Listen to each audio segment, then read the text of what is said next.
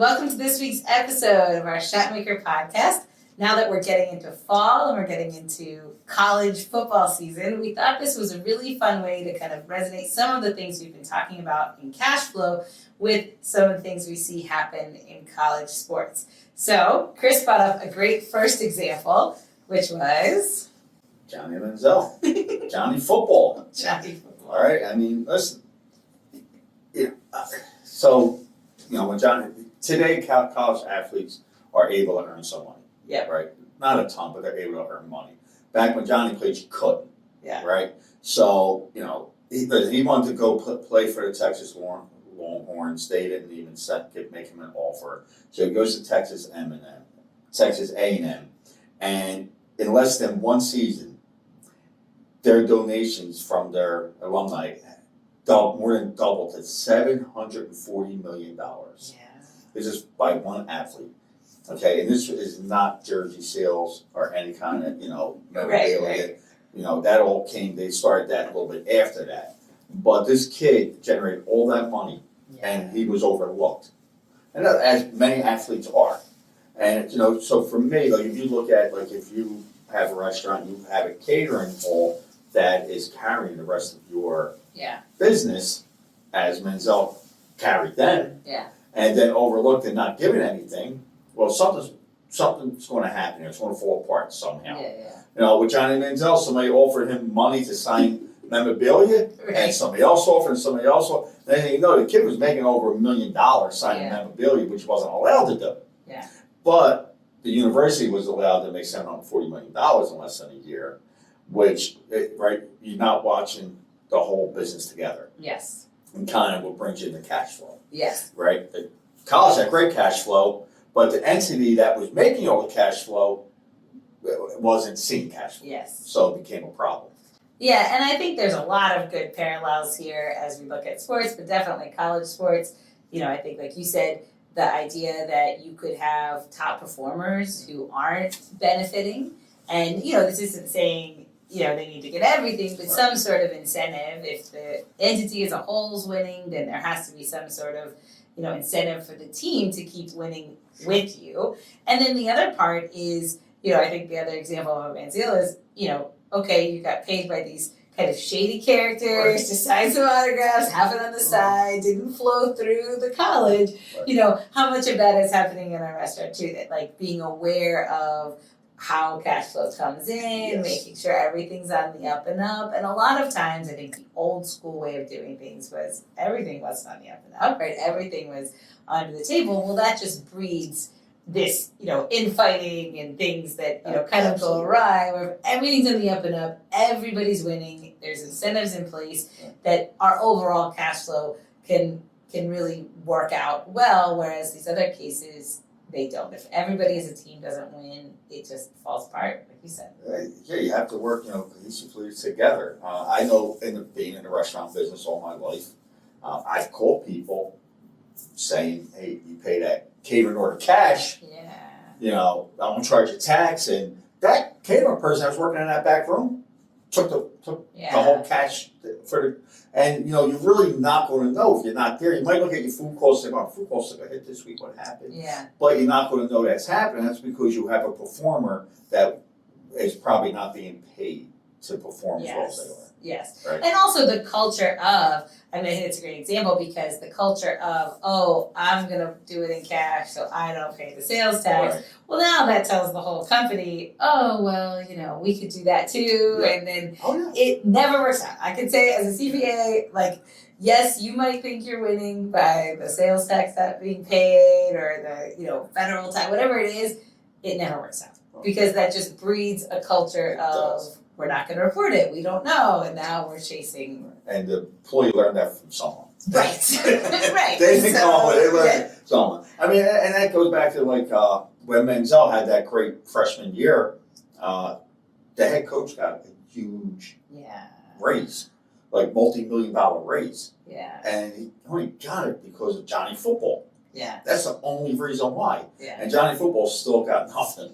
And, and that, you can't let that happen in your restaurant. Yes. You have to be aware of what's going on. Yeah. And that's what I think is, in some ways it's such also a good example of what a lot of people are talking about now between the tips versus the service charge, right? Inherently, like our front of house servers are probably paid the least in terms of wage, right? Probably bring the most in terms of repeat customers and branding and all of customer service overall.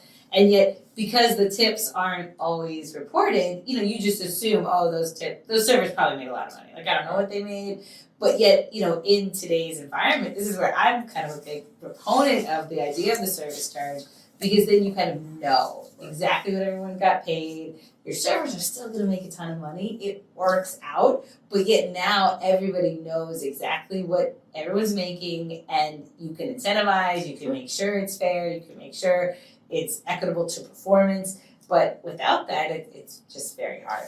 Well, it's very hard, and doing the way you're talking about is the best way to go with it, and it's trackable. Yeah. Which is very important. You know where it's going, you know who's getting what, and you said I think it should be based off of performance. Yeah. Better performers obviously get paid more. Yeah. So I definitely think that could relate over to college sports the way they're going now. Somewhat. Yes. I mean, they're able to earn money, not much, but I think if they did it where the better athletes could make a little more than the athletes that. I agree. I mean, I think this is such an interesting, situation in college sports, because you have so many athletes that, this could be it for them, right? Like very few go on to the pro level and really walk away with nothing on the backs of these big, universities and organizations. And I think as an owner, it is something to think about on the restaurant side, because is that what's happening in your servers, where you're just churn and burn new servers every week, and yet the business is doing okay? Is there a way to kind of incentivize that team so they could build that brand and really go to something that we don't even know what it could be if you had, an incentivized team? Well, I think that's important. And listen, when I was running restaurants, I always wanted a team that I could build with. Yeah. I didn't want to always, like you said, turn and burn and, let's burn them out and get a new crew. Yeah. I wanted to make sure people were happy, they enjoyed their job, they're making the money they're supposed to make, they're going to do their job that way, right? The company's going to mean something to them.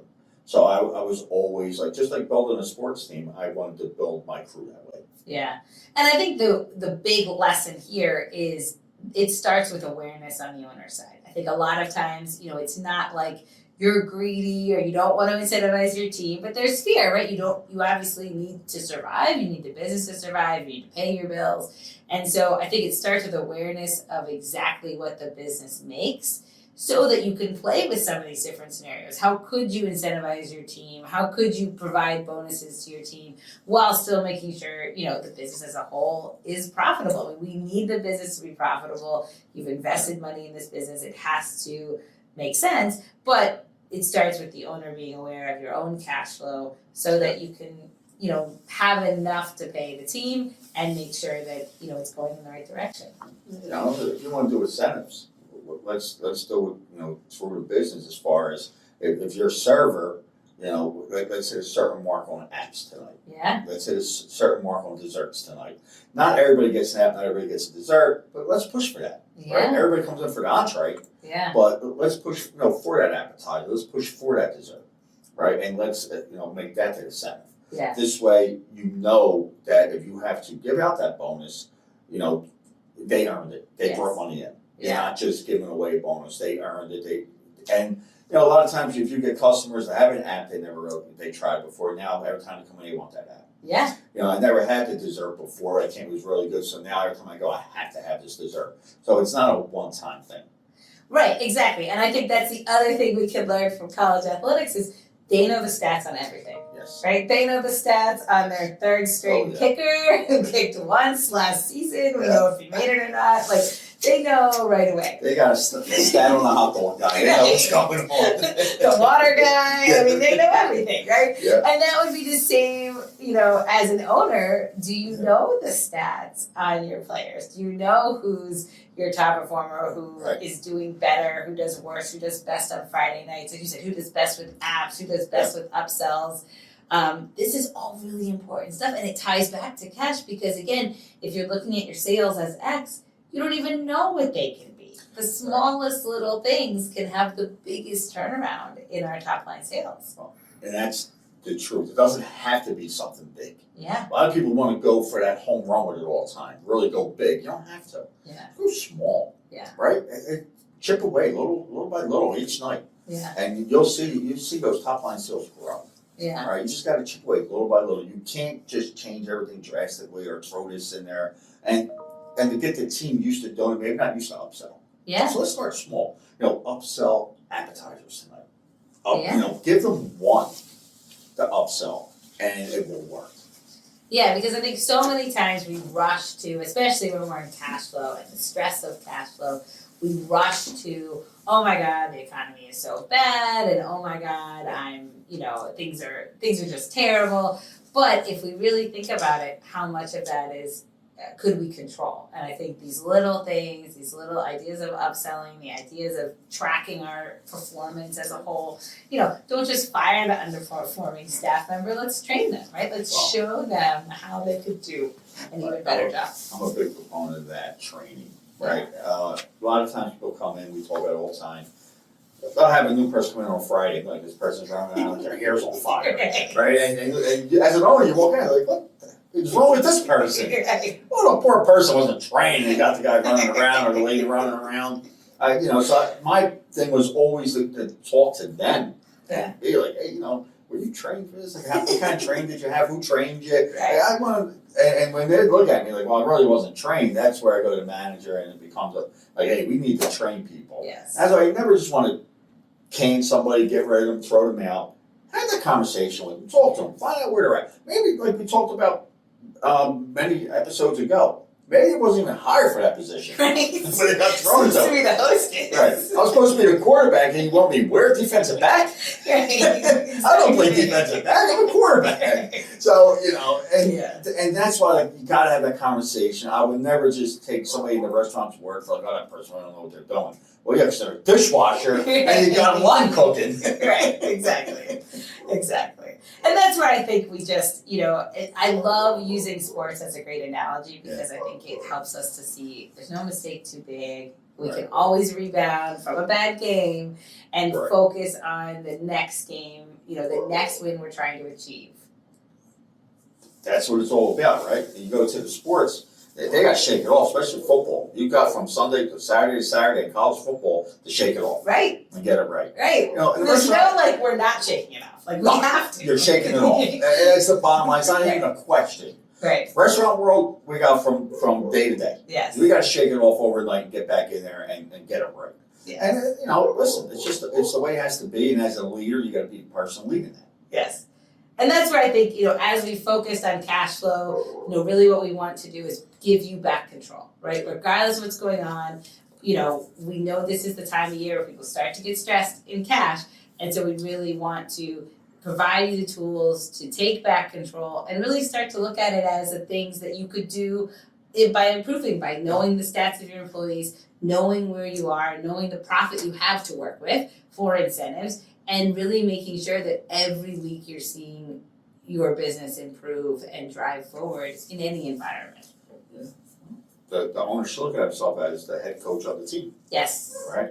You got to know your stats. You got to know what player's good at what player, struggles at certain things. But that's how you look at your employees as a whole, but looking at your cash flow. Exactly. Know the number. Exactly. Know what's in there. Know what should be in there. Yes. That's important. And that's ultimately your responsibility, right? Because obviously an underperforming college football team, as we will see in the next few months, everything goes back to the head coach. And so some of this, we want to carry as our responsibility is to make sure that this business works for our employees, and it all starts with cash flow. So for more information on our Shotmaker podcast, as well as the Lager Group, which has some great tools for cash flow, our biggest belief is that this is something that the owner needs to be aware of and things that you can control in your business every day to make the best decisions. So please check out our website, thelagergroup.com, and please tune in for our next episode.